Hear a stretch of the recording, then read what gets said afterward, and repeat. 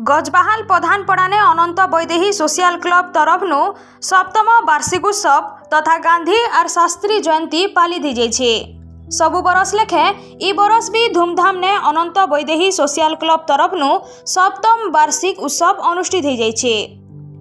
पहला उपस्थित थिबार अतिथि मानकर द्वारा दीप प्रज्वलन कलाउतरु इथिरे उत्सव सभापति श्रीयुक्त पंडित प्रधान अवसरप्राप्त शिक्षक अध्यक्षता सभा कार्य परिचालना करा जायथिला।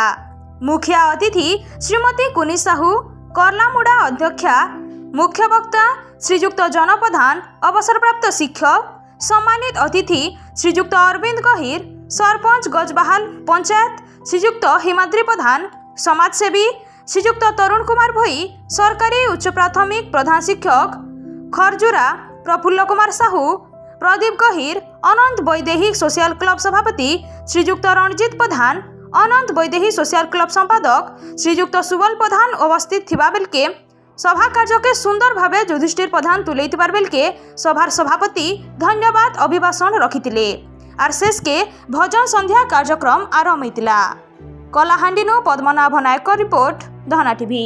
विशेषकर मुझे धन्यवाद ज्ञापन करमी सभापति सेक्रेटरी आउ कमिटी जेन अच्छा कमिटी मेंबर जे आम अनंत वैदेही सोशल क्लब दीर्घ 7 वर्ष है जारी रखिछन तांकर अनुष्ठान सामाजिक कर्म कार्य से करसन सफा सुतरा आम पंचायत साइड रे भी करसन।